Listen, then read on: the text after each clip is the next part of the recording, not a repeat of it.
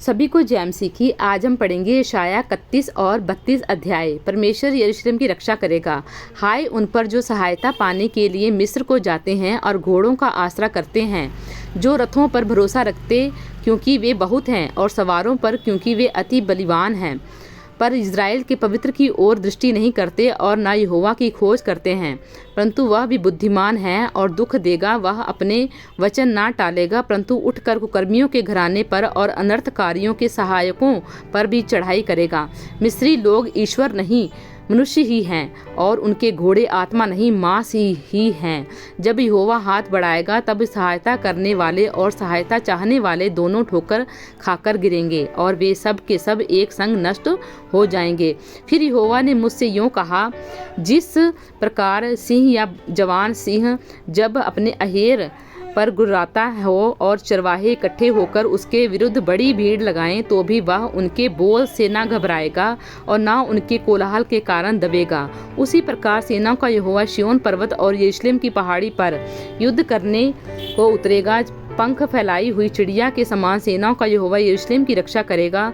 वह अपनी रक्षा करके बचाएगा और उनका बिन छुए ही उद्धार करेगा। हे इज़राइलियों, जिसके विरुद्ध तुमने भारी बलवा किया, उसी की ओर फिरो।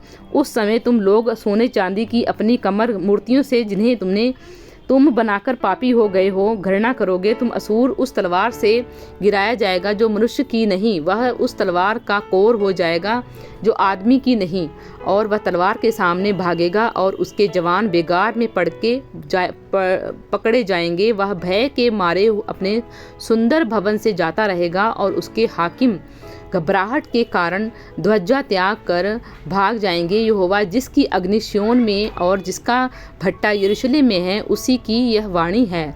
32 अध्याय। धर्मी राजा, देखो, एक राजा धर्मी से राज्य करेगा और राजकुमार सिंहासन से हुकूमत करेंगे। हर एक मानो आंधी से छिपने का स्थान और बेशौर से आड़ होगा। यह निर्जल देश में जल के झरने व तृप्त भूमि में बड़ी चट्टान की छाया। उस समय देखने वाले की आंखें धुंधली ना होंगी और सुनने वाले के कान लगे रहेंगे। उतावलों के मन ज्ञान की बातें समझेंगे और तुतलाने वाले की जीभ फुर्ती से और साफ बोलेगी।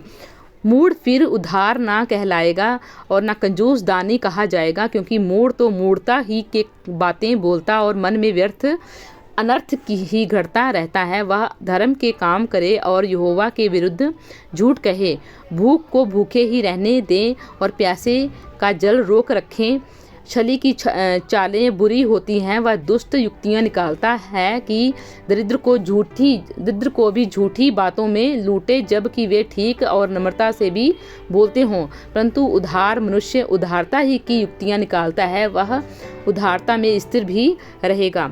यरूशलेम की स्त्रियां, हे सुखी स्त्रियों, उठकर मेरी सुनो। हे निश्चिंत पुत्रियों, मेरे वचनों की ओर कान लगाओ। हे निश्चिंत स्त्रियों, वर्षों भर से कुछ ही अधिक समय में तुम विकल हो जाओगी, क्योंकि तोड़ने की दाखें ना होंगी और ना किसी भांति के फल हाथ लगेंगे। हे सुखी स्त्रियों, थरथराओ। हे निश्चिंत स्त्रियों, विकल हो, अपने अपने वस्त्र उतार कर अपनी अपनी कमर में टाट कसो। हे मनोहर खेतों और फलवंत दाखलतों के लिए छाती पीटेगी। वे मनोहर खेतों और फलवंत दाखलताओं के लिए छाती पीटेंगी। मेरे लोगों के वर्ण प्रसन्न नगर के सब हर्ष भरे घरों में भी भांति भांति के कटीले पेड़ उपजेंगे, क्योंकि राजभवन त्यागा जाएगा। कोलाहल से भरा नगर सुनसान हो जाएगा और पहाड़ी उन पर के पहरुओं के घर सदा के लिए मांदे और जंगली गधों का विहार स्थान और गधेरू पशुओं की चराई उस समय तक बने रहेंगे, जब तक आत्मा ऊपर से हम पर उड़ेला न जाए और जंगल फलदायक भारी न बने, और फलदायक भारी जिस वन न गिनी जाए।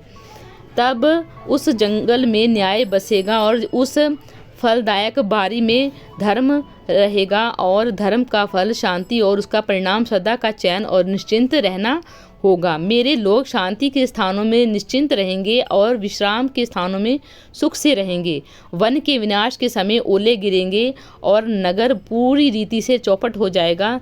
क्या ही धन है वो तुम जो सब जलाशयों के पास बीज बोते और बैलों और गधों को स्वतंत्रता से चलाते हो। प्रभु इन वचनों द्वारा आपको बहुतायत से आशीष दें। आमीन।